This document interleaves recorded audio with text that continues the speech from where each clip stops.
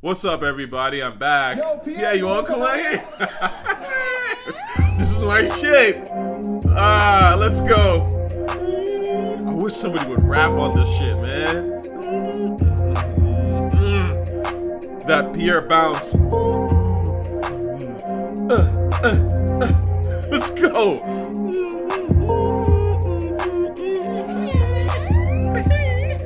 That shit's brilliant. This beat's fucking phenomenal, man.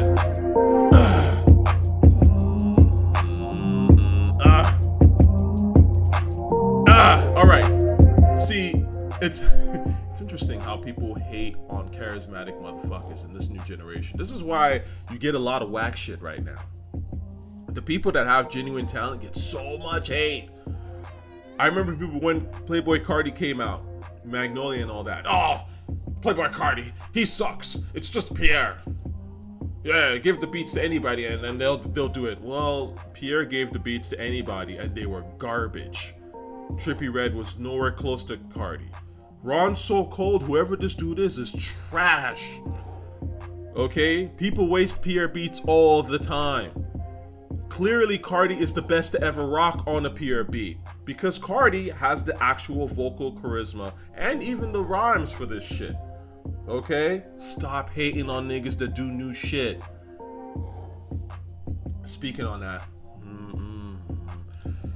Denzel Washington, I'm going to come back to my thoughts today because Denzel Washington said something very, very astute, low-key. If you haven't seen this, I suggest you watch this because this is actually a phenomenal interview on multiple levels. And that's why it's going viral, right? 1 million views. There's so many things I could say about this one interview alone. Number one, people in business lie all the time when they're trying to sell substandard product. I remember 10 years ago or so, 5-10 years ago, Hollywood was trying to market this idea. Well, I wouldn't necessarily say it was necessarily Hollywood, but it was certainly, let's say, people in the game who were talking about, well, the new generation doesn't care about stars. Like, stars don't matter anymore. You know, it's about the concept, right? It's about what the film, if it's equality and diversity, and all those films are tanking because they're all shit. You need stars. You want stars. Okay? I mean, it's so interesting how the new era tries to rewrite stuff. They think they're so brilliant. They're just going to rewrite thousands of years of human behavior. Like somehow your generation is just so different from previous cavemen and shit. Storytelling is as basic as human existence. Okay? Stars are as basic to the Hollywood or movie system as ever. Stars emerged, and again, if you do your homework, let me find my man. The Mark of Zorro. Was it Douglas Fairbanks? I'm all over the place. Like bird shit. Shout out to my man, Star. The Mark of Zorro. See, that's the problem because people, they say these things to people who don't know better, right? They try to sway, and a lot of people don't know. So they're like, oh, okay, I can fool you to sell my bullshit film with no stars. Douglas Fairbanks, okay? Douglas Fairbanks, who started United Artists, right? It was one of the biggest stars of the silent era. In fact, it's one of the first stars of Hollywood. Okay, so we're going back to what? The early 1910s-ish. He was obviously, by the time he came out with Mark of Zorro, which was an action film, which is a phenomenal silent film. Actually, in my opinion, it's my favorite silent film that I've seen personally. He was a star. One of the earliest film stars ever in Hollywood was a Canadian lady. I forget her name. And I'm going to go down a rabbit hole. Maybe, let me try and see. Canadian film star, 1910s, whatever. Mary Pickford. Yes. People love stars. Charisma goes a long fucking way. And Denzel has it in spades. Okay? This idea that it doesn't matter if you're charismatic. Sure it doesn't. Okay? Back then when they were making silent films, they noticed that there were certain people that just had a certain magnetism and the audiences couldn't get enough of them. Okay? It's just human nature. Anyway. So, I would recommend you watch this because Denzel is one of one. Right? And there's so many things in here that are really cool. The origin of his name. I think it's fascinating that I didn't even know the origin of his name. And this is a guy that I grew up watching his movies. I mean, the first movie I think I saw with Denzel Washington was Malcolm X. Because me and my dad watched that shit. You know what I'm saying? So this guy is a household staple. Everybody respects the shit out of Denzel. Right? But it's just interesting how so many of these guys who have genuine talent, which is something we don't see anymore. Genuine talent, charisma, work ethic. Right? They've lived such interesting lives. And they're not... they're beyond... like your average person in terms of what they've accomplished, okay? But you can tell they don't walk around being like, I'm the shit. Look at me. They don't need attention. They are attention. Okay? There's a whole different ball game. And what I think is so interesting is we're just discovering the origin of Denzel's name. At least I am. And I was like, oh my God. And you could see the audience going like, holy shit. Because that's the thing with people with charisma. They can always keep generating it. There's always more to learn because they're people with depth. In your era, you guys celebrate people that have no depth at all. So everything about them the moment they come out, right? And it's usually not anything that you even give a fuck about. There's no depth. There's nothing interesting. That's why you have Cardi B out here talking about America's an immoral country. I'm all over the place there. I'm going to talk about this real briefly, okay? Cardi B explains why America is in a very bad place. Well, she says America is a very bad place and the United States has been doing immoral, evil things. Oh, really, Cardi B? Really? Well, that's very interesting because you're Dominican, aren't you? Let's not talk about Dominican rulership, right? In fact, again, history. Let's go back to the 50s. Dominican. Anyway, a shout out to the Dominicans. Okay, I look. I got love for all of y'all. I really, truly do. I'm not a hater. Okay, I've dated a Dominican. Not to say that that's the only reason. It's like Dominican people are cool with me. Okay, but again, let's be honest here about Dominican Republic had one of the world's worst dictators at one point, and I forget his name. Dictator. Yes, this guy. Okay? This guy was brutal as fuck. Okay? Now, I think if you want to talk about all this America with KKK at the end and all this shit and talk about how... It's very trendy to talk about how bad America is. But people never want to talk about rulers from other countries who are way worse. Okay? Way, way, way worse. So that's why I'm like, look, listen, Cardi B, at the end of the day... You benefit from America. A dumb broad, and I'm just gonna be raw here, but a girl with no education who was a stripper who comes out rapping about her pussy, right, becomes maybe a millionaire. Only in America can you do something like that. Because there's nowhere else in the world you can even remotely pull that off at. You certainly can't pull it off in the Dominican Republic because otherwise you would be there. And you definitely can't pull it off in the Islamic world. They're locking you up and then killing you and raping you. Okay, so stop. Again, it's very trendy for these low-level, low-intellect, low-talent people to just go, oh, America's, because, they try to hit on the victim. It's all trauma, porn, celebration bullshit, right? Because that's how they mask the fact that they have nothing to say and they have no talent. Oh, I'm in the trauma, I'm in the struggle with you, trauma. Bitch, can you bring something on the table? When you listen to Denzel talk, do you think Denzel is talking that trauma shit? He's just charismatic. He's building. He's showing stuff. He's making you feel better because he's that talented. He's opening your eyes to certain shit, certain behavior. Not these people that actually want to freaking close you and make you navel gaze and shit about your own problems and trauma and be a dweeb in the closet. That's that bullshit. Sorry, I went off on a tangent there, but the point is this. Denzel was saying some really interesting shit here, okay? First, he talked about Rocky, and I'll get to that in a second, But he also talked about the origin of his name, which I thought was really interesting.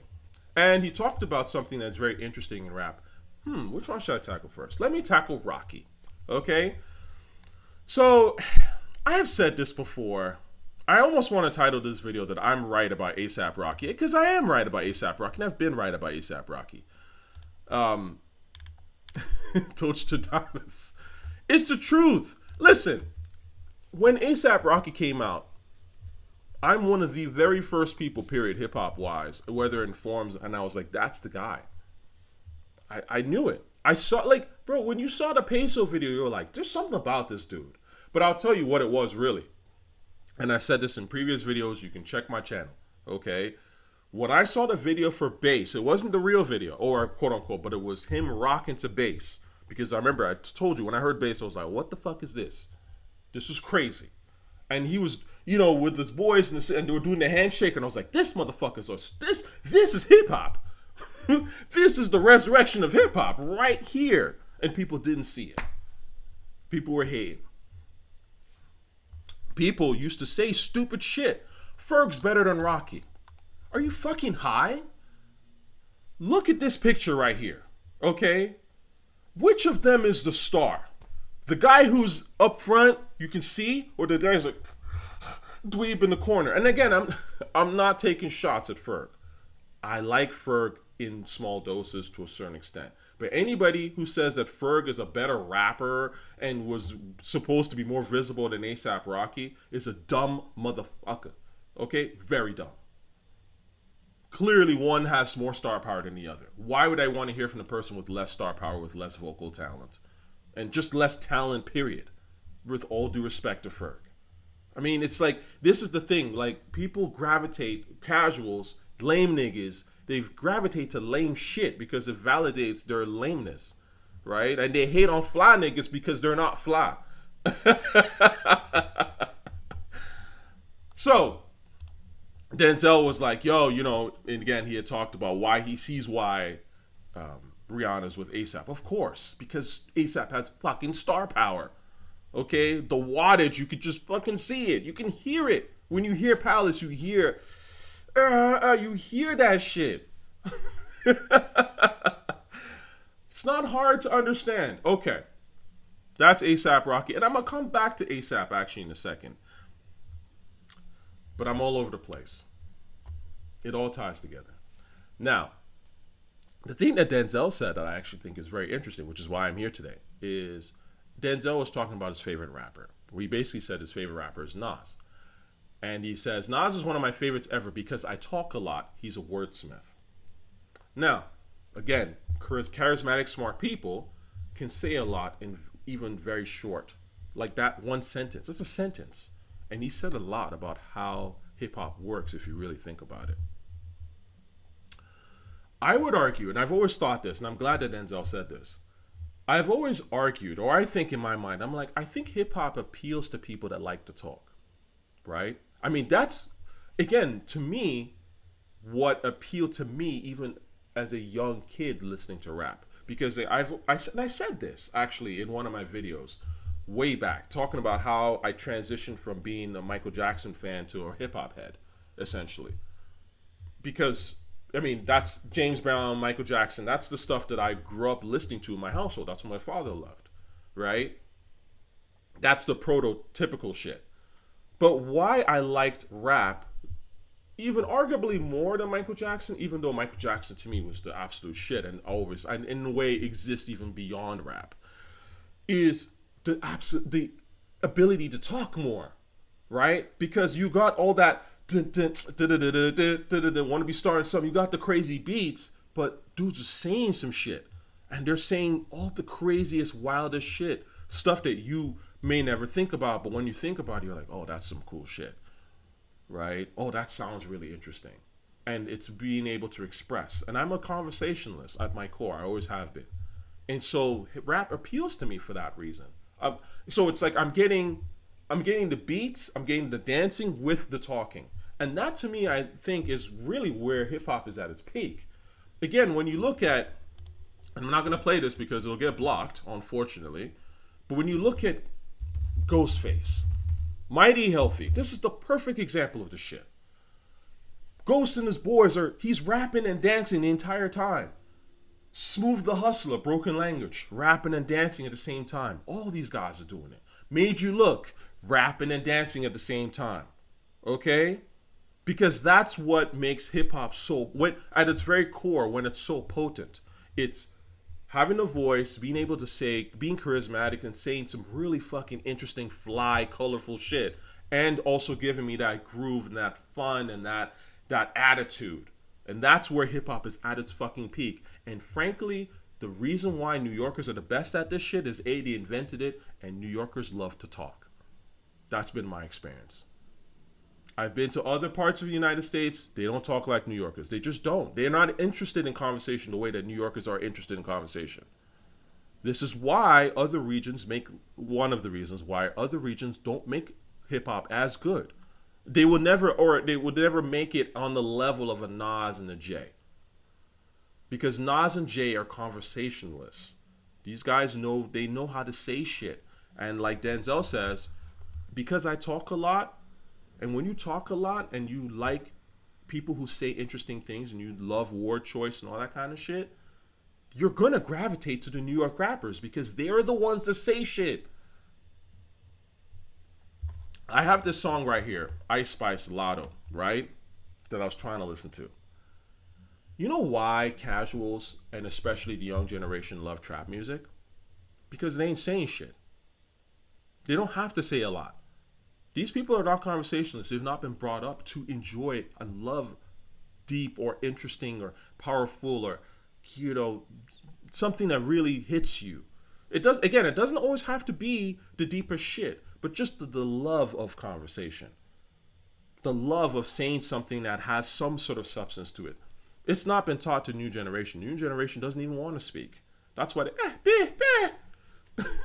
or they say the most basic shit. That's why they like trap, because trap is fucking basic at its core. Latto and Ice Spice ain't saying shit here. In fact, let me see if I can pull up the Rap Genius, because I've already forgotten what the fuck they were talking about on this song. Gyatt. Okay, whatever the fuck. What the fuck were they talking about? Bow. That's sounds. Oh, maybe they took that from Young Nudie. I don't know. Since elementary, bitches say that I'm all that. My man be gassing me. He putting a battery in my back. Pew. Is that really some like conversational shit? No, it's basic. It's simple. And this is why trap works, because trap, and again, not all trap is bad. Of course, I love trap. You know this. Right? No, I don't always want to hear conversation, right? It depends on the beat, because the beat dictates. But this is the thing about beats and why beats are the foundation of this rap shit.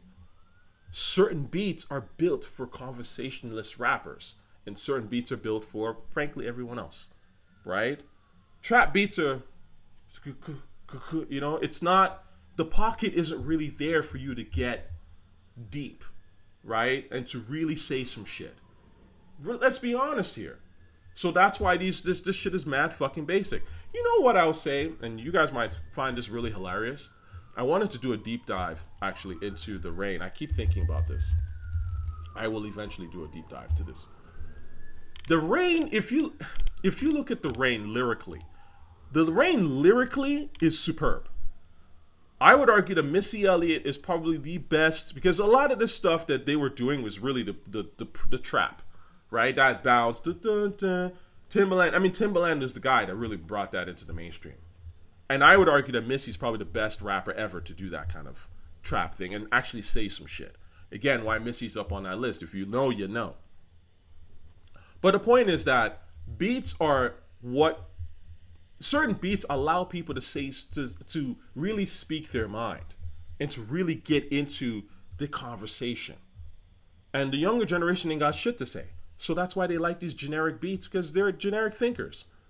Again, not all of them, but a lot of them are. Generic thoughts, generic things, so they need generic beats that don't really stress them and really put them on notice, right? This is why you cannot let anybody just produce Ghostface or Nas. You guys might think that it's like, oh yeah, anyone can make the beat, or my favorite dweeb underground producer can give a beat to Ghostface and it's going to be great. But it's not like that. There's a reason DJ Premier, Pete Rock, they have the way that they make their beats and they pattern their beats. They pattern their beats for elite spitters because they're elite beats. And they have a certain way that those beats have a certain pocket. Y'all gonna make me go do... Listen to this beat, man.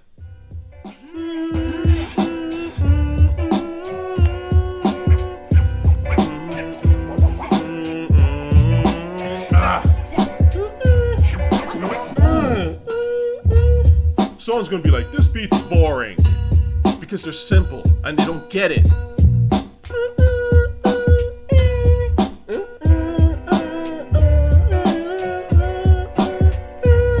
Right? Like, you need to be elite to be able to rap on some shit like this. Because if you're not elite, you'll get exposed to how mediocre you are. This is why people run away from primo beats, really and truly. And they started, and this is why, to a certain extent, that the primo sound, unfortunately, started to fall and, fall off. Because in the mid 2000s, when rap started to become extraordinarily dumbed down, you don't need a primo. In fact, if you're rapping on a primo beat, you're gonna sound whack. If you don't know how to fucking rap, this is the problem. I'm gonna go all over the place again today. And together now. I told you, I give you the best commentary on this hip hop shit, man. Nobody's even fucking close, respectfully. This is why, if you listen to Fred Durst versus Method Man, and Primo's on record talking about how he had to coach Fred Durst to be able to even fucking sound decent on this shit. It's not easy. You might think it is, it's really not. Okay? This is the kind of beat, again. This is for spitters.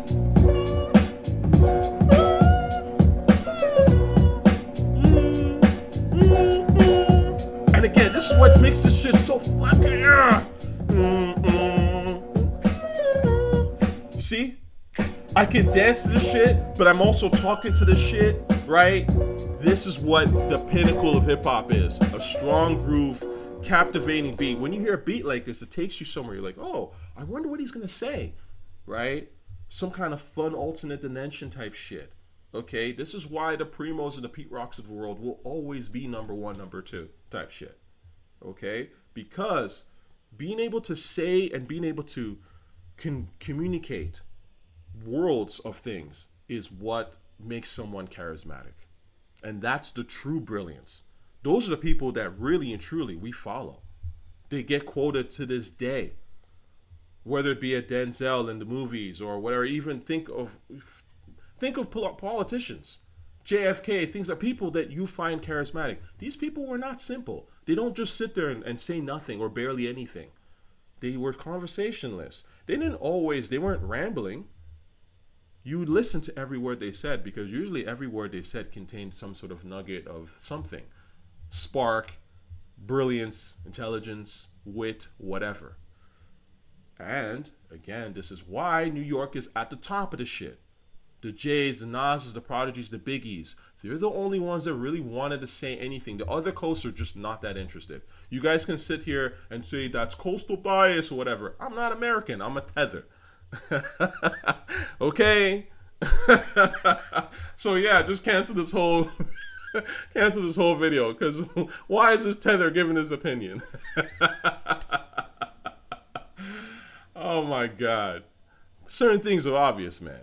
Charisma is not owned by the United States, okay? It's a human nature thing. It's very, like, I'm Igbo. And another reason why, again, it's interesting for me, it's very easy for me to understand rap in certain ways, is Igbo, first of all, I'm African, number one. But I'm Nigerian and I'm Igbo, okay? In Igbo culture, we love conversation. We really and truly do, right? And in fact, very, very smart conversation. Like, if you sit and listen to two brothers or even women talk in Igbo, right? If you understand Igbo, and they'll be throwing in idioms and phrases and shit like that. Like old shit. You have to remember, an Igbo man wrote one of the greatest, if not arguably the greatest African novel ever, Chinua Achebe, Things Fall Apart. We wrote that shit. Okay? So, at the end of the day, being able to flex your charisma and be a conversationalist right? But still give people that groove, that fun. That's how you become rap excellence pinnacle number one. And that's why Nas, Jay, and etc. are on there. And that's why, respectfully, Fairmont is not there. Okay? Not to say that Fairmont sucks. I'm not saying that. I love Fairmont. I think Fairmont is dope. You know, like, but again, there are levels to this shit. Okay? And certainly, Latto is not there. Okay? ASAP, respectfully, is also not there. Even though, when we talk about production, again, this is why I say that you can't just let anybody produce these artists. You know where ASAP Rocky becomes more starts to speak more and have and open up more? You guessed it, Clams Casino. This is why production is so key. It's not for everybody. Clams makes these beats in a certain way that you have to be charismatic and have that conversational thing to you, and then you'll really kill it. And that's why we always like, yo, ASAP, when you gonna work with Clams? Right? Because that's the pinnacle of rap, really and truly. Is you still have that groove, you still have that feeling, all the intriguing beat and everything, but it opens up pockets for you to really express your flow, to express yourself, your rhythm, your groove, your thoughts, the wit, the whole nine. Okay? So I'm gonna end it on that note. I hope what I've said makes some sort of sense. Okay? Love y'all. Peace.